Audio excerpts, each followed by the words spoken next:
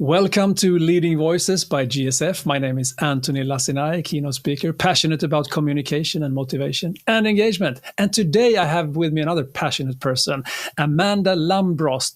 Welcome. Thank you so much for having me. I, like you, am passionate, but about relationships and self-care and mental health, because everyone needs to look after their mental health so that they're pouring from an empty cup, or not pouring from an empty cup, pouring from a full cup. You know what? I'll take care of the workplace. You take care of our private lives, and then we have a good match together. It's perfect. You represent Australia. I do. Although I sound not like I'm from Australia. You don't sound like you're from Australia. I don't. I'm originally a Canadian, but I came over here to study and I fell in love. And then I had that hard decision, like cold country, hot island. And I chose hot island every day of the week. Living in the almost by the North Pole myself, I don't know what you're talking about. It's cold, it's dark, the winter is just awful. And now the spring is coming. I love the spring. All of a sudden we have color TV. Liven up all of a sudden. Yeah. So tell me a little bit more about you before we go into your association. So I'm a Canadian that defected over to Australia to study a Master's of Forensic Sexology. So I'm a sexologist by trade. And what that's offered me an opportunity to do, I also have a Master's in Counseling. It's given me an opportunity to work with couples and to teach couples how to really communicate and relate together. Because I think couples, and I don't know, I just feel like couples are set up for failure. We don't really know how to relationship. We've never really been formally taught how to relationship. And then it's like, now meet your person and make it work for 40 years. Good luck. And I'm like, oh, what? No. So that's I'm going to say my day job. Whenever I'm not speaking on stage, I do that in a lot of mental health training. So I make sure that people are actually looking after themselves, doing a whole bunch of self-care, and they have the right tools to reach out to other people when they notice the signs of other people in declining mental health. And I think that's really important. I think that you will have an endless stream, for an infinite stream of new potential clients and so on, based on what you talked about now. Yeah. Thank you so much for that. So let's go into your association then. When did it start? PSA Australia started years ago, 30 plus years ago. It's one of the oldest ones around. And I'm absolutely thrilled because it actually didn't start out as PSA. So right now we are known as Professional Speakers Australia. Back in the day, we were NSAA, so National Speakers Association of Australia. And then a few years later, we adjusted the name. I think it was back in 2001, I want to say they adjusted the name. And they said, no, we're definitely going to make it PSA now because it's representative of what we're doing here in Australia. All right. And you've been around, as you say, one of the first ones really to start this. Was it the second or the third one? You're very... the second one. Yeah, I actually think it was the second one. Second one, yeah. Yeah, which is brilliant to know that it's been around that long. I remember we recently had a convention and it was based in Perth, Western Australia, which is excellent. And the last time we had a convention here was over 20 years ago. And so that kind of tells you like it's been going for a very long time. And the way our organization is set up is that we have chapters in almost every state. And so we have a national webinar that people can jump on, all of our members can jump on for free and kind of join in that joint learning. But then each state chapter has a little get together where everyone comes together for a meal, and then you'll have a guest speaker at the meal. And usually it's around something about the speaking mechanics or the business of speaking. And so it's a beautiful way to get to know each other. And then as speakers, we travel all the time.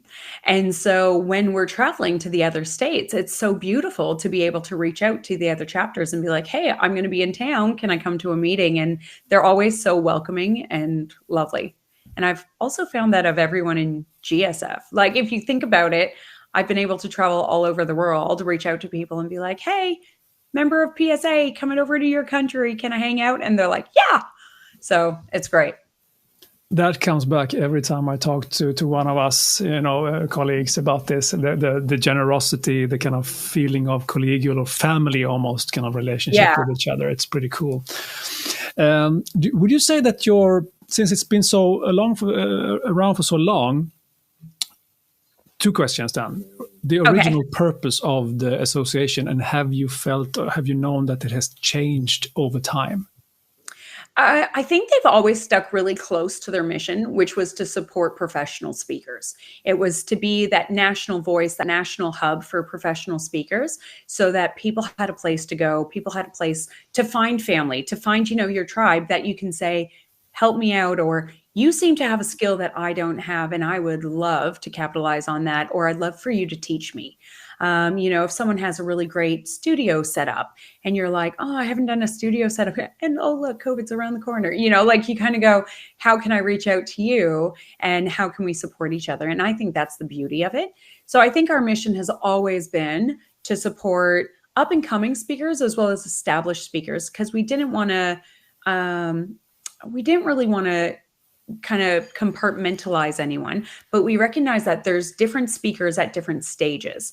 And so we wanted to say, if you're up and coming, here's what's available to you. If you're already established, here's what's available to you. And if you're in that space of business growth, here's what's available to you. And I think that's probably the only thing that's maybe adjusted slightly, is that we now really recognize there's three very distinct groups, I'm going to say, and we still want to support all of them. So do they have different membership levels of some kind, or how does that work? They do. So we always had 3 membership level. Well, we always started with 1. So we started with member, which was great. And then once we got a few CSPs, we had like members and we had CSPs. And then a few years ago, we also introduced, I'm going to say the wrong word, but it was like an associate member. So it was the people who weren't quite earning enough to qualify for membership, but still wanted to be a part of it, still were very keen on learning and implementing until they could get on the ground running. Then somehow a few years ago, we decided, that's probably not a good category for us anymore. So we disbanded. We just went, we don't need that category anymore. We sat with that decision for 4 or 5 years. And we realized, no, we really do need that category, because we need that feeder funnel to come in. We need those people who aren't quite at member level, because they're that new generation coming in. And we want to be able to support all speakers in that sense. And how do you unlock those doors then? I mean, since you have different levels, do you have different Facebook groups then when you communicate, or do you have, how do you solve that? Great question. So we have one Facebook for all of our members, because regardless of where they're at, we want them to feel like everybody is welcome. But what we have is we have like introductory programs. So for our newbie speakers, or the ones who aren't quite at member level, they can actually join something that we call Speakers Academy. And it's a 12-month long program that they learn the business of speaking, in essence, to start implementing how to do a keynote, what things to think about, all that kind of stuff. And so we highly recommend that for our newbies. And then once they've done that, they're usually already in the position to become a member. So we see a beautiful transition, so where they can actually transition into becoming a member. For the members, we run a program called Accelerate. And it's, here's where I am, and I want to get to the next level, which is like perfect, because most people at that member level, they're established, they've got some good clients, somehow they've gotten to where they are and they're doing pretty good. And at that level, they also might have maybe 1 or 2 VAs. Like they might have a small team, or they're doing all the hard yards themselves. And then the third level, which is our CSPs, they're doing a lot of hard work. Chances are they actually have a good team around them. We have 2 other programs, one which is called Boost, which is, again, boost where you're at and get even better, is a nice way of saying it, so that the income doesn't become this up and down. As soon as you take your foot off the pedal, it slows down. We want it to remain consistent. And so learning all the techniques to be able to do that. And I'm missing something. Oh, CSP Cafe. This is what I love. So more recently, we've introduced this concept called CSP Cafe. Sally Foley Lewis was the one who kind of came up with the idea, and we just jumped at the opportunity. We thought it was brilliant. So it's a once a month, I'm going to say it's a CSP mastermind.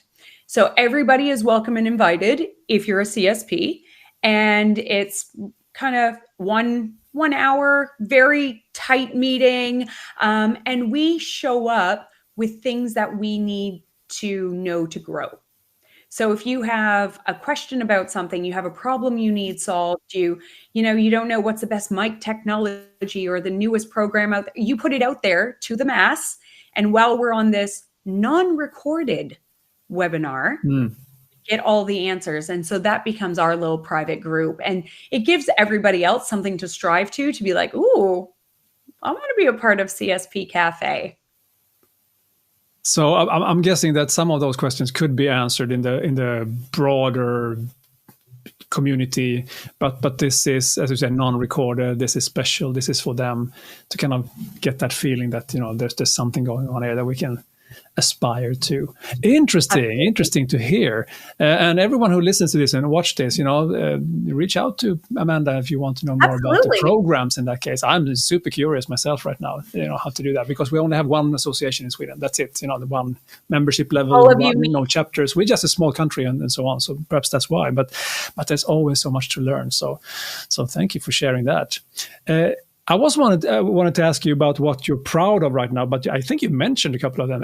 Is there anything else that you're really proud of? I am super duper duper proud of the 2024 convention that we just had. Still on a high from the convention, not going to lie. So the convention was fabulous. It was in Perth. I'm a little biased because my home base is in Perth. But it was an ultimate success. It was wonderful. We launched an international evening on Pi Day, which is March 14th. If you don't know what Pi Day is, go and do your research. But as a professional speaker, everyone should be aware of what Pi Day is. So we launched that, and the president of GSF, Charlotte Kemp, was there, and it was awesome. I talked to Charlotte about that. She liked it, and also talked to other people who've been there as well, and they also loved it. So there you go. It was a success. It was, yeah, absolutely. I hope you're not going to have too big of a mental hangover when you No, I think the best part about convention is that I always give myself that opportunity to completely disconnect so that I can connect at convention. And so I don't schedule any other work. I make it really clear I take the day off before, the day off after, so that I have that time to process. Because of course you show up to convention, there's always beautiful lessons and beautiful takeaways. And of course you'd like to take away everything, but part of that speaker journey is to recognize what are the 3 most important things for my practice right now, and how can I diligently implement those over the next year to grow. Awesome. That's good. That's smart move, doing the sinus curve so that you can have on peak and then you can rest and then back into reflection mode and so on. So is there anything that you right now feel from an association perspective that you have as a challenge, a goal you haven't reached yet, or something that you struggle with? I feel like the biggest challenge for us, which is probably similar to other associations, is membership. I feel as though, you look up a LinkedIn profile and there's thousands of speakers, yet our membership is not thousands. So it's kind of like getting the word out there of who we are and the benefits of joining. Once you join, you've made it to La Familia. You're good. Everyone loves you. And once you're in, you love it. It's a brilliant space to be. But I think there's so many people who don't know of it. And that's not just for us, that's for everyone. There's speakers around the globe who have organizations within their countries and have never even heard of them. So I don't know if it's a marketing thing, a message thing, people just don't think it's a real profession. I'm not really sure, but I think that's our challenge, because anytime I see a speaker, like an on-stage speaker who's not part of PSA, I actually reach out to them and I'm like, hey, have you ever heard of PSA? And they're like, nah, what? And they do. They look like deer in a headlight. They're like, I don't know what that is. What is that? And I'm like, there's an association that supports speakers. And they're like, oh, what? And they look genuinely surprised, but happy to find out about it. And then once we do that, they're usually in the fold with us. We share this with I think, every association, that we have the same thing. And I don't know exactly how to solve it either. Although we're talking about in our association that we should take more of a public stance, more saying, you know, this is us representing this industry. This is what we believe when it comes to different topics around the speaking industry. So that's what we are going to do more as we go along. Perhaps that would help. Great idea, especially if we say this is the standard that it exactly. Yeah. Yes. Yeah. And it can be all sorts of things, but so that's perhaps a way to go forward with it. I don't know, but it's, you know, it's a challenge. It's a challenge for all of us, for sure, and all of the so-called speakers as well. That they speak like 2% of their time, and but it's in their bio, and I like it. I mean, I don't mind it, but it's just good to know and qualify, as you say, to are you a professional speaker or not, and so on. So yeah, good. What's next on your agenda now that the Perth is over? Convention 2025. So we did launch our 2025 convention, which will be held in Brisbane. So I'm very much looking forward to that.